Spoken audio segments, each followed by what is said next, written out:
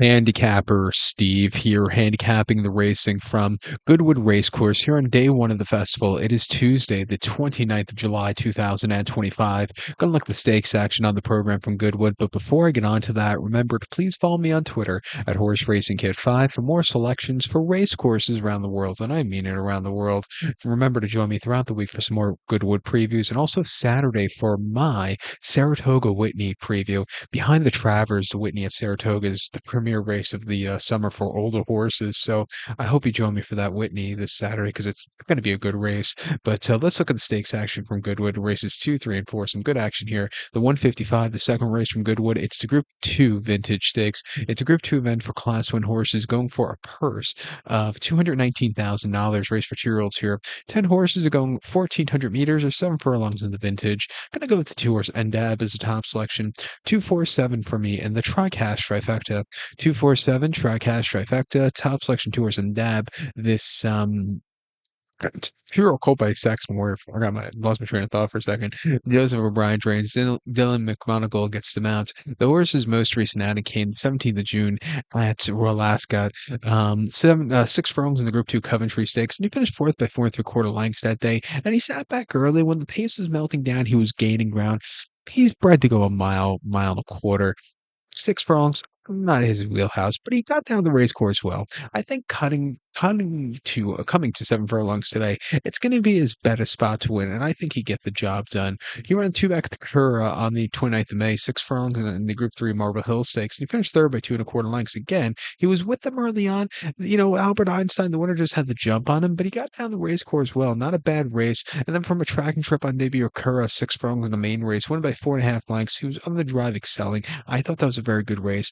I like him over the longer trip here today. He had a good post draw. I'm going to use him on the ticket. I think the 4 horse Dorset for Ryan Moore and the Coolmore group could win also. He was a winner quite impressively in a main race to Kerr over the 7 back in late June. Won it by 1 1/2 lengths on the front end drive. He really came home clear. Prior to that, coming from behind over the 7th Curra in a main race. He finished second by 1/2 length, and he had a little bit too much ground to gain, but again, he got down the race course well. They think highly of him. They bought him for $500,000. I think refreshing back to 7 with Ryan up. He's another horse that I think he'd definitely get the piece of it. I'll definitely use him in the ticket. But to recap my selection for the second, the 155 from the Curra, it is a Group 2 Vintage Stakes. We're going to take the 2 horse and dad, give kudos to the 4 horse Dorset, 247, TriCash Trifecta, 2-4 in the multi race.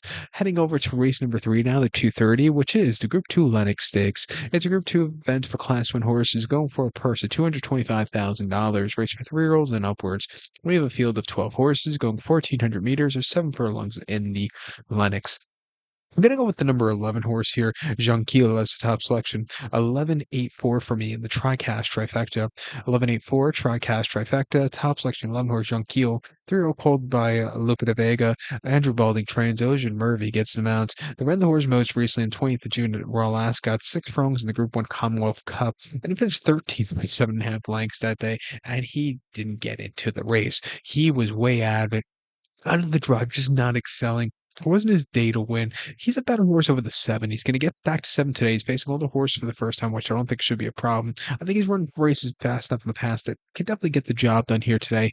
He nearly stole the French 2000 Guineas, the Group 1 Prix de Foulines at Prix de Foulines at Longchamp, 1 mile on the 11th of May, and he finished second by a head. If he was trying just a little bit better, not in the parking lot, he would have won. He had a good track. He quickened up a lot.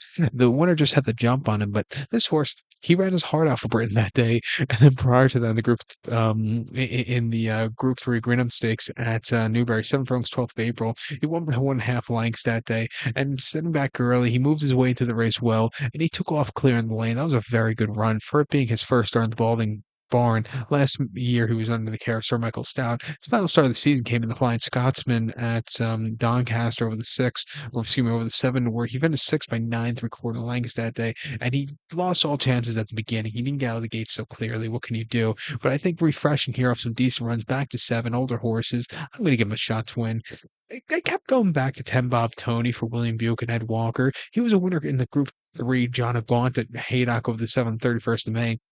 went by ahead that day on the front end. He had the views a lot that day, but he beat the old man Ken Ross home, who's running back this one today. He gamed it out to the wire. First start, first win a little bit of time. I thought it was a very good run. He ran prior to that in the Wentworth Stakes at Doncaster, 6 furlongs in late November, where he finished fifth by 3 1/4 lengths that day. And on the soft ground, he didn't get out of the gate so clearly. He moved ever so slightly that day, but it wasn't anything spectacular to call home. That it wasn't his day to win. And then prior to that, he ran in the Group 2 Challenge Stakes at Newmarket over the 7, finishing fourth by 7.5 lengths that day. Again, he just never really got going. If you look at over his form early last season, he was running these good races that could definitely beat these horses here today. He had a very good Craven meeting Victor as a 3-year-old last year, which came back very nicely. Came back to run the Guineas where he just stuck up the place. But since coming to since the German 2000 Guineas last year, I thought he's been a decent horse. Back here to a little bit faster ground, I think he can win. I don't throw four is Ken Ross. Since Frankie left the UK to ride here stateside, this horse hasn't been the same. He's won. He won last year's Park Stakes at Doncaster quite easily from a track and trip where he came home clear and came back to run a massive place in the Prix de Forêt last October at Longchamp. But then his form this year, he ran decently in the John O'Gons. Coming here, he's gonna have to come wide poster, but I'll use him on the ticket. He is a winner on with this course here, but can he come back to his winning ways again? But also, if you go through his form, he does his better running style during later in the season, come late August, not early or late July, not late July, late August. So maybe he needs to race and wait for that longer campaign. But it's a very exciting race here. I think you can go a few ways in this one. Again, the quad pot, we'll definitely use all three of them. But to recap my selection now for the third, the 230 from Goodwood, it is the Group 2 Lennox Stakes. Going to take the 11 horse Young Keel, give kudos to the 8 horse Ton Bob Tony and the 4 horse Kinross. 11-8-4, Tri-Cash Trifecta. We use the 11-8 and 4 in the quad pot to begin it off. Let's head over to the featured fourth race now, the 305, which is the Group 1 Goodwood Cup. It's a Group 1 event for Class 1 horses going for a purse of $625,000, race for 3-year-olds and upwards. 8 horses are going 3,200 meters or 2 miles on the turf course.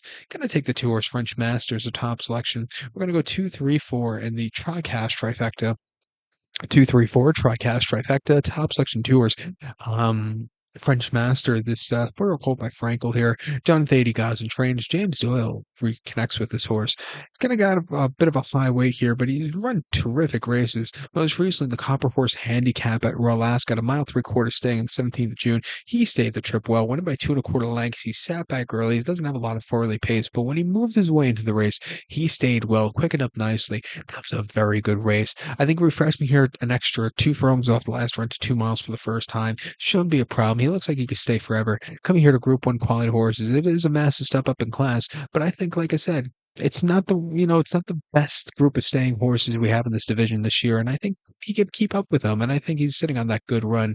Guess what? He's a course winner on the 24th of May here at Goodwood on good ground. A mile 3/4 on Class 2 handicap, winning by a neck. Again, sat back early. It was a little bit, keen that day, but when he took off clear, he really took off clear. To be a lot, but he got the job done. A very good race after all said and done. And then a Newmarket over the mile and a half in a Class 2 handicap in his weekend. He finished second by 3 1/4 lengths that day. And again, he sat back early. He was on the drive. He needs something more.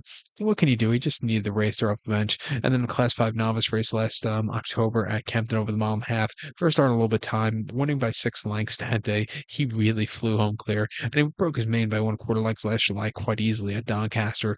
Refreshed here back to a longer trip. Has definitely been in the improve as a 4-year-old. I'm going to use him on the ticket. I think the 3 horse Illinois is your second likeliest winner. One surprise me he steals it here.